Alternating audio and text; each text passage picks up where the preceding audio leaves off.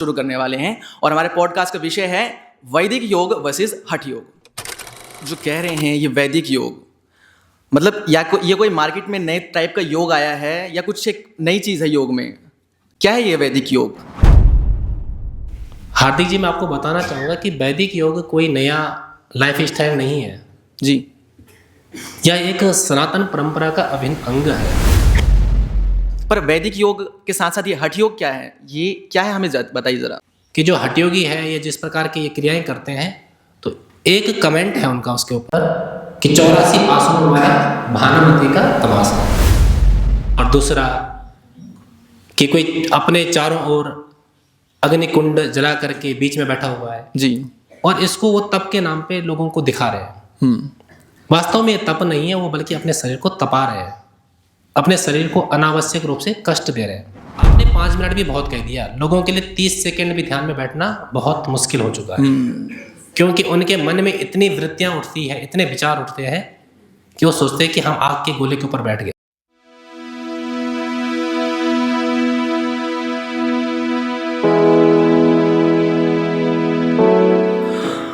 तो आप सभी का स्वागत है हमारे पॉडकास्ट में। तो नमस्कार, आभार, अभिनंदन, इस धरती को वंदन। मैं हार्दिक आर्य आप सभी का स्वागत करता हूं इस पॉडकास्ट में। पॉडकास्ट यानी कि हमारी सनातन परंपरा का तर्क वितर्क और प्रचार करने का एक ऐसा तरीका जिसे अंग्रेज़ों ने हमें एक नई पन्नी में चढ़ा के हमारे सामने प्रस्तुत कर दिया है, और वही चीज़ हम आपको दोबारा प्रस्तुत कर रहे हैं जिसको हम कह रहे हैं पॉडकास्ट। तो हमारे बीच उपलब्ध हैं श्री महेंद्र जी, जो आत्मोन्नति केंद्र के चतुर्वर्षीय पाठ्यक्रम के एक विद्यार्थी हैं और काफ़ी लंबे समय से योग ध्यान में अपना अभ्यास कर रहे हैं। तो महेंद्र जी, आपका बहुत बहुत धन्यवाद हमारे पॉडकास्ट में आने के लिए। धन्यवाद हार्दिक जी, आपने हमें यहाँ पर आमंत्रित किया इस महत्वपूर्ण विषय पर चर्चा करने के लिए। तो मेरे मित्रों, आज का जो हमारा विषय है बड़ा ही संवेदनशील होने वाला है। क्यों संवेदनशील होने वाला है? क्योंकि जो आज का विषय है वो विषय किसी की भ्रांतियों को दूर कर सकता है, किसी के अंदर नए सिद्धांतों को उत्पन्न कर सकता है, और हो सकता है किसी को अपने सिद्धांतों में थोड़ा परिवर्तन करने की आवश्यकता पड़ जाए। तो अपने दिल को थाम के बैठ जाइए, हम अपने पॉडकास्ट को शुरू करने वाले हैं और हमारे पॉडकास्ट का विषय है वैदिक योग वर्सेस हठ योग। तो महेंद्र जी, मैं आपसे एक सवाल से अपने इस पॉडकास्ट को शुरू करना चाहूँगा।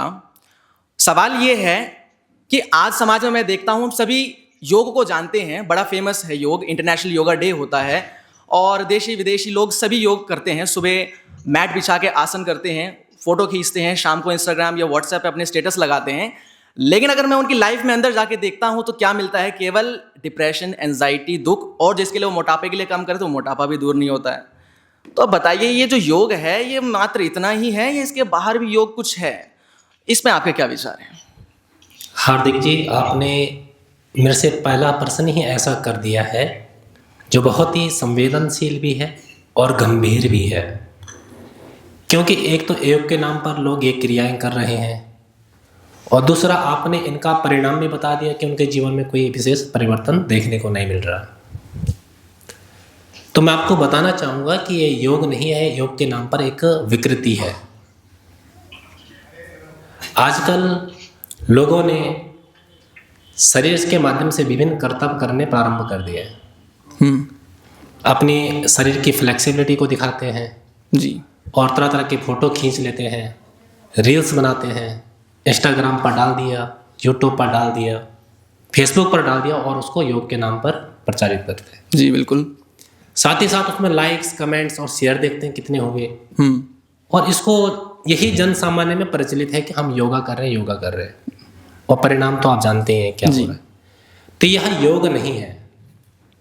जो योग है उसका हम वेदों के माध्यम से जान सकते हैं और वो है शुद्ध वैदिक योग। तो योग को समझने के लिए हमें वेदों की शरण में जाना पड़ेगा और ऋषियों की शरण में जाना पड़ेगा। महेंद्र जी, आप जो कह रहे हैं ये वैदिक योग मतलब ये कोई मार्केट में नए टाइप का योग आया है या कुछ एक नई चीज़ है योग में? क्या है ये वैदिक योग? हार्दिक जी, मैं आपको बताना चाहूँगा कि वैदिक योग कोई नया लाइफ स्टाइल नहीं है जी। यह एक सनातन परंपरा का अभिन्न अंग है। जैसा कि हम सभी जानते हैं कि वेदों का ज्ञान ईश्वर ने सृष्टि के प्रारंभ में दिया, तो उन्हीं वेदों में योग का भी वर्णन है। तो योग एक सनातन परंपरा से चला आ रहा है और ये कोई नवीन योग नहीं है। लेकिन यदि हम शुद्ध वैदिक योग को जानते हैं और उसका अभ्यास करते हैं तो हमारे जीवन में सदा एक नवीनता बनी रहती है। तो यह वैदिक योग है। साथ ही साथ हार्दिक जी मैं आपको बताना चाहूँगा कि वैदिक योग का सोर्स ग्रंथ क्या है और कहाँ से हम उसको समझ सकते हैं। जी बिल्कुल बताइए। तो वैदिक योग, जैसा कि नाम है वैदिक योग हम कह रहे हैं, तो वैदिक योग का जो मुख्यतः वर्णन है वो वेदों में है और वेदों के माध्यम से ही ऋषियों ने उसको अपने ग्रंथों में प्रकाशित किया है, उसका विशेष अभ्यास करके। तो शुद्ध वैदिक योग का जो हमें दृष्टि मिलती है वो मिलती है महर्षि पतंजलि जी कृत योग दर्शन में, जिसमें अष्टांग योग के नाम से इसको बताया गया है। साथ ही साथ यदि हम इसको जानें तो महर्षि दयानंद सरस्वती जी के जो उनके द्वारा रचित ग्रंथ है, जैसे सत्यार्थ प्रकाश, ऋग्वेदादि भाष्य भूमिका, तो सत्यार्थ प्रकाश के 7वें, 8वें, 9वें समोल्लास और ऋग्वेदादि भाष्य भूमिका के मुक्ति और उपासना विषय का जब आप स्वाध्याय करेंगे तो उससे भी आप शुद्ध वैदिक योग को समझ सकते हैं। साथ ही साथ शुद्ध वैदिक योग को अगर आपको समझना है तो ये आत्मोन्नति केंद्र भी शुद्ध वैदिक योग का समाज में प्रतिपादन कर रहा है और लोगों को सिखा रहा है। जी, तो महेंद्र जी वैदिक योग तो आपने बहुत अच्छे से समझा दिया। मैंने एक चीज़ और सुनी है, अष्टांग योग भी काफ़ी फेमस है, तो क्या इन वैदिक योग और अष्टांग योग में कुछ अंतर है या कुछ ऐसा है? नहीं, जो अष्टांग योग है वही वैदिक योग है। अच्छा, मतलब सेम ही है, ये दोनों एक ही चीज़ है। हाँ, एक ही चीज़ है। तो वैदिक योग को ही और सिंपलीफाई करके अष्टांग योग में बताया गया है जी, जिससे जन सामान्य उसको समझ पाए आसानी से। अच्छा, अष्टांग योग तो वैसे काफ़ी फेमस है, वैदिक योग से हम थोड़ा सा कम परिचित हैं, लेकिन जो हम विद्यालयों में पढ़ते हैं, जैसे मैंने भी अपने स्कूल में योगा सब्जेक्ट लिया था और मैंने पढ़ा है अष्टांग योग, तो इसके बारे में थोड़ा बहुत तो जानते ही हैं। जी, तो क्या आप जानते हैं कि जो अष्टांग योग में 8 अंग है वो क्या है? हाँ, देखिए थोड़ा पढ़े हुए समय तो हो गया है, किंतु जैसा आप कह रहे हैं अष्टांग योग यानी कि इसमें जो 8 स्टेप्स हैं, यानी व्यक्ति एक एक करके इनको सीढ़ी चढ़ता जाएगा और लास्ट में जो है वो समाधि तक पहुंचता है। तो जो स्टार्टिंग में है कुछ यम नियम आते हैं और बीच के अभी तो मैं नहीं बता पाऊंगा, बाकी इसके एक्सपर्ट तो आप हैं, आप अच्छे से बता पाएंगे, आप बताइए। जी बिल्कुल, अवश्य। तो हार्दिक जी, जो अष्टांग योग में 8 अंग है जी, उनको पहले हम एक बार रिपीट कर लेते हैं। जैसे मैं कहूँगा तो आप उसका क्या करें, रिपीटेशन करें। जी बिल्कुल, मैं क्यों, मेरे जो दर्शक हैं वो भी रिपीट करेंगे अवश्य ही। बिल्कुल अवश्य। तो प्रथम अंग है यम। बोलिए, यम, नियम, नियम, आसन, आसन, प्राणायाम, प्राणायाम, प्रत्याहार, प्रत्याहार, धारणा, धारणा, ध्यान, ध्यान, समाधि। समाधि। अब आपका जो एक प्रश्न था, जैसे आपने कहा कि आपने पढ़ा है कि जब पहले एक स्टेप करेंगे तब हम दूसरे स्टेप पे जा पाएंगे, जी, ऐसा आपके जानकारी में मुझे लग रहा है कि ऐसा है, लेकिन ऐसा नहीं है। इसमें अष्टांग योग कहा गया है इसको, और इसको एक नाम से हम ऐसे जान सकते हैं कि ये योगांग है। इसका प्रत्येक अंग एक दूसरे अंग से इंटरकनेक्टेड है। अच्छा, कनेक्टेड है। हाँ, या कोरिलेट कर सकते हैं एक दूसरे से, ठीक है। तो जैसे आप यम का जितना अधिक अभ्यास करेंगे उतना ही आगे के जो अंग है उनका भी हमारा अच्छा अभ्यास होने लगेगा। या मैं कहूँ कि जैसा आप ध्यान का जितना अधिक अभ्यास करेंगे जी, उतना ही आप यम नियम का भी अच्छे प्रकार से पालन कर पाएंगे। इसको हम एक व्यवहारिक उदाहरण से भी समझेंगे। जैसे शरीर में हमारे विभिन्न अंग हैं, पैर है, हाथ है, आंखें हैं। यदि मैं अपने हाथ को हिलाऊं तो इसकी जो क्रिया हुई केवल मेरे हाथ तक ही सीमित नहीं है जी, इसका प्रभाव मेरे शरीर के अन्य अंगों पर भी पड़ रहा है, साथ ही साथ मन पर भी पड़ रहा है। वैसे ही जो योगांग है उसके हम यदि किसी एक अंग का अच्छे से अभ्यास करते हैं तो अन्य अंगों पर भी उसका अच्छे से अभ्यास, मतलब हम उन अंगों का भी अच्छे से अभ्यास कर पाते हैं और एक दूसरे पे प्रभाव पड़ता है और हम उसका एक बहुत अच्छे से लाभ ले सकते हैं। तो महेंद्र जी, आपने तो आज एक राज की बात बता दी मुझे, मेरे लिए तो मैं तो आज तक ऐसा समझता था कि एक तरह से सीढ़ी है, जैसे कि एक आपने चढ़ा और दूसरा ऐसे पार करते गए, तब जाके आप समाधि को प्राप्त कर सकते हैं। तो इसका मतलब ये तो लोग इंटरकनेक्टेड हैं, अगर आप एक चीज़ करेंगे तो दूसरी चीज़ में भी अंतर आएगा, और दूसरी चीज़ करेंगे तो पहली चीज़ में भी आएगा। तो इसका अर्थ ये भी नहीं कि हमें एक ही अंग का अभ्यास करना है, इसका अर्थ ये भी है कि जो इसमें प्रत्येक अंग दिया गया है हमें प्रत्येक अंग का अभ्यास करना है। लेकिन साथ ही साथ इन अंगों का एक दूसरे पर अच्छा प्रभाव पड़ता है। जी। तो आपने ना स्टार्टिंग में जो मुझे बताया कि यम नियम ये सब आते हाँ हैं, जी। तो मैंने सुना यम नियम भी बड़े इंपॉर्टेंट है, हमें पता होना चाहिए क्या है। जी। तो मैं चाहूँगा कि हमारे दर्शकों को आप बता दें कि यम नियम क्या है। जी अवश्य। तो हार्दिक जी, जैसे आपने कहा यम नियम बहुत महत्वपूर्ण है। हम्म। तो यम नियम जो है वो हमारे योग का क्या है, एक व्यवहारिक पक्ष है। जैसे हम समाज में रह रहे हैं तो हमारे समाज में किस प्रकार का व्यवहार हो, तो यम और नियम के माध्यम से हम उसको जानते हैं और समझते हैं। यम में 5 यम होते हैं और 5 नियम होते हैं। तो इनका भी आप मेरे साथ एक बार रिपीटेशन कर लें जी, और फिर बिल्कुल। हम इसके बाद आगे इसकी चर्चा करेंगे। जी। यम होते हैं 5। अहिंसा, अहिंसा, सत्य, सत्य, अस्तेय, अस्तेय, ब्रह्मचर्य ब्रह्मचर्य, और अपरिग्रह। अपरिग्रह। ये 5 यम होते हैं और 5 नियम होते हैं। शौच, शौच, संतोष, संतोष, तप, तप, स्वाध्याय स्वाध्याय और ईश्वर प्रणिधान। ईश्वर प्रणिधान।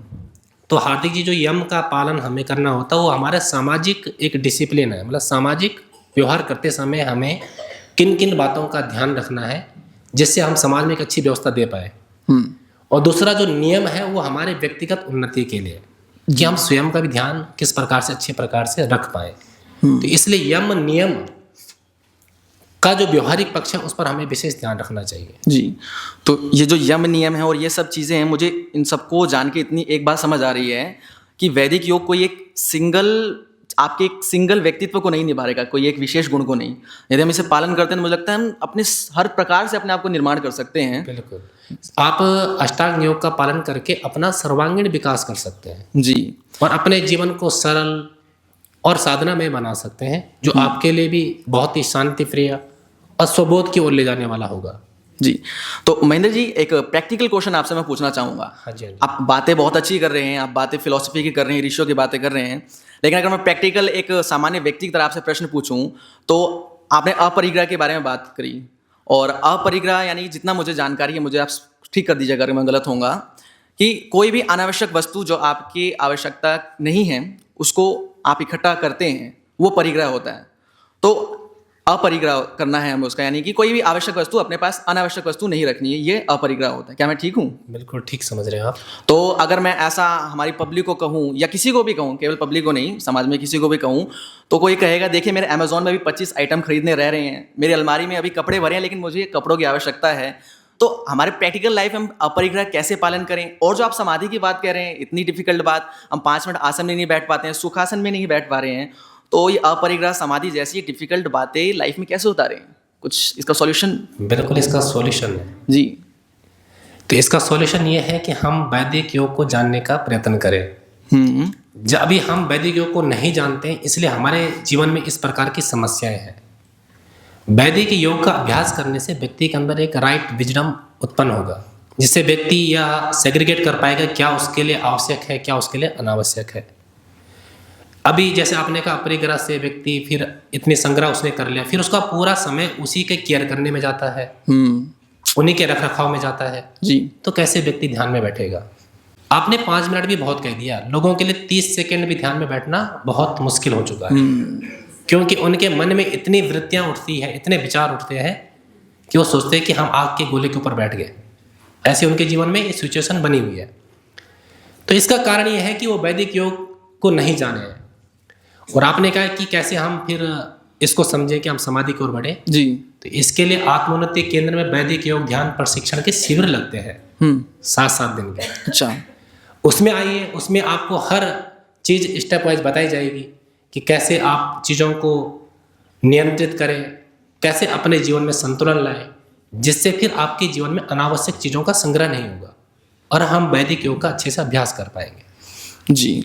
तो महेंद्र जी, आपने अपनी संस्था की एडवर्टाइजिंग तो बहुत अच्छी कर दी है और पब्लिक तक बात पहुंच गई है, तो पब्लिक ज़रूर कोशिश करेगी इसमें आने की।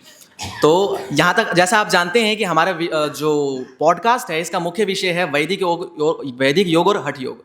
तो वैदिक योग तो आपने काफ़ी आसानी से, काफ़ी सरलता से और गूढ़ता से हमें समझा दिया है, पर वैदिक योग के साथ साथ ये हठ योग क्या है, ये क्या है, हमें बताइए ज़रा। जी अवश्य। तो हार्दिक जी, पहले आपने एक थोड़ा मेरे ऊपर एक छोटा सा अच्छा व्यंग्य किया कि मैंने अपना जो संस्था है, केंद्र है, इसका क्या कर लिया, एडवर्टाइजमेंट। एडवर्टाइजमेंट। जी।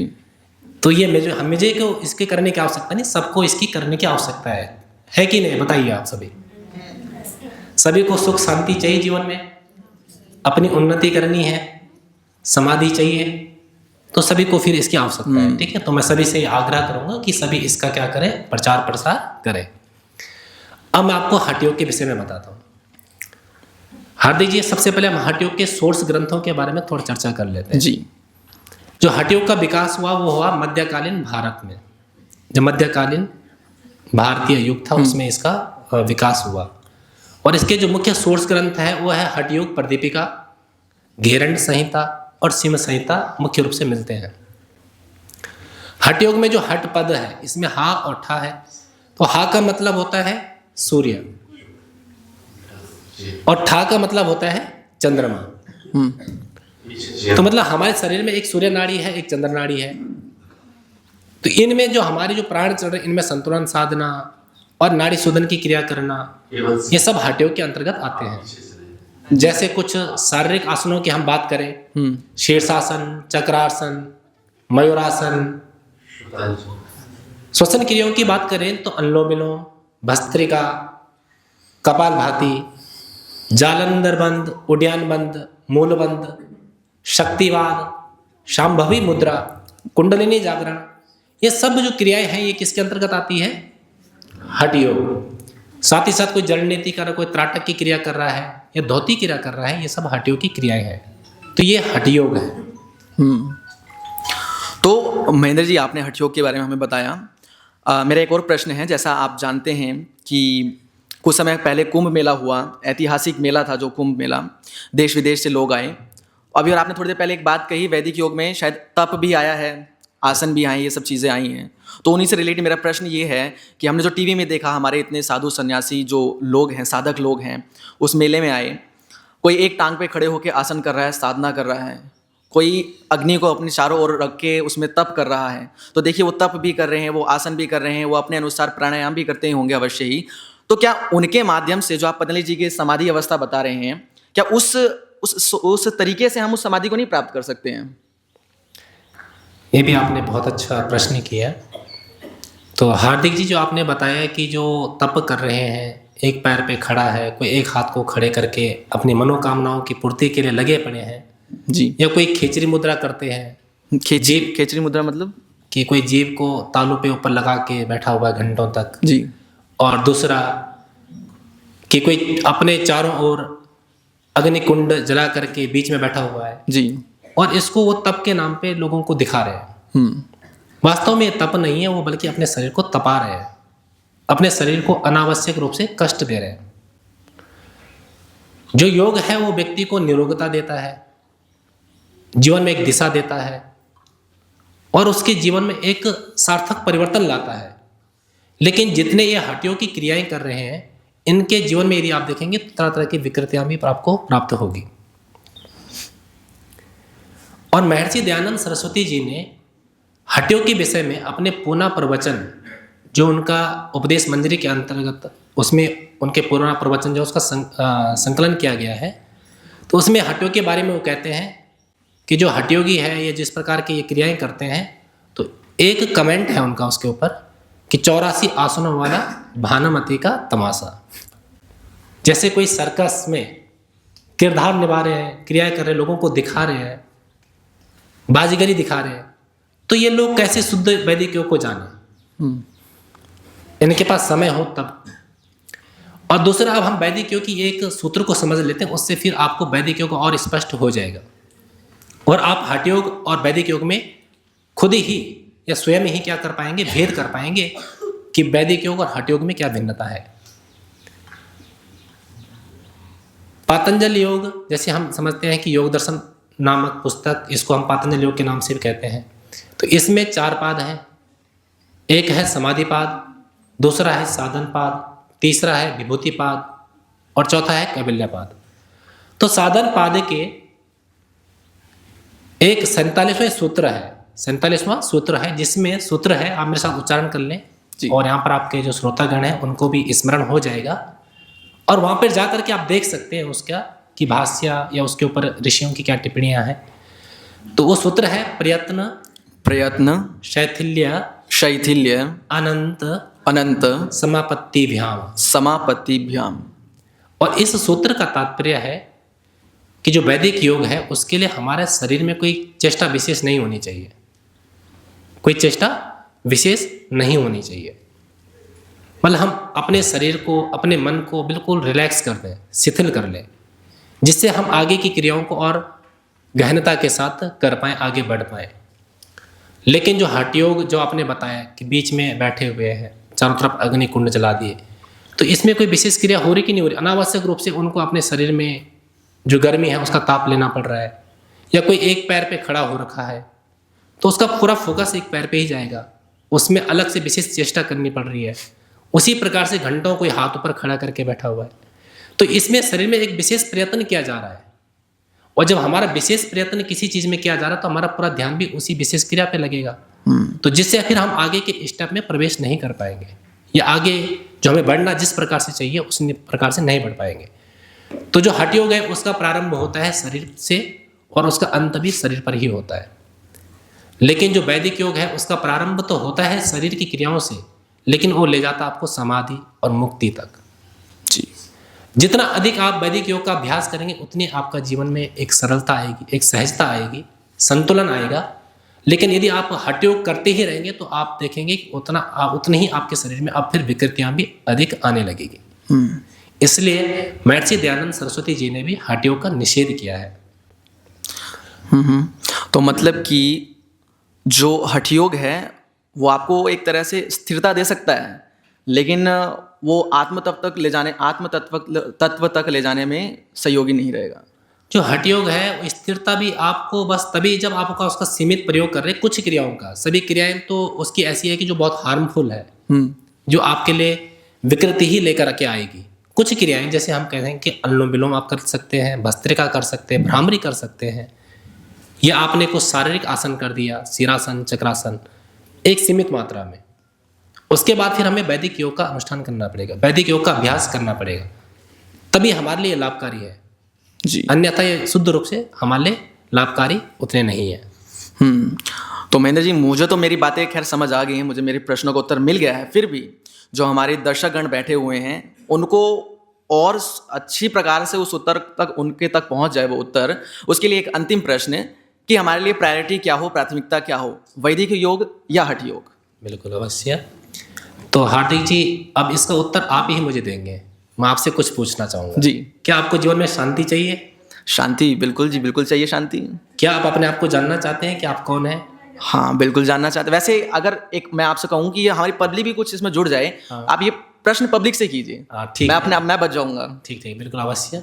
तो बताइए, आप सभी आप अपने जीवन में शांति चाहते हैं? आप अपने आप को जानना चाहते हैं कि आप कौन हैं? और आप ये भी जानना चाहते हैं कि इसका कोई कर्ता भी है, जैसे जिसने सृष्टि बनाई, इसका पालना कर रहा है और हमें भी जीवन दे रहा है, हमें भी प्राणवायु दे रखी है। क्या हम उसको जानना चाहते हैं? तो उसकी प्राप्ति तो शुद्ध वैदिक योग के पालन से होगी, हठ योग से तो होने वाली नहीं है। तो अब आप बताइए कि आपको क्या चुनाव करना है। अगर आपके जीवन में दो विकल्प है, एक हठ योग का मार्ग और दूसरा वैदिक योग का मार्ग, तो आप किसका चयन करेंगे? तो हार्दिक जी देखो, अब आपके श्रोतागण कह रहे हैं वैदिक योग का हमें पालन करना है। बिल्कुल।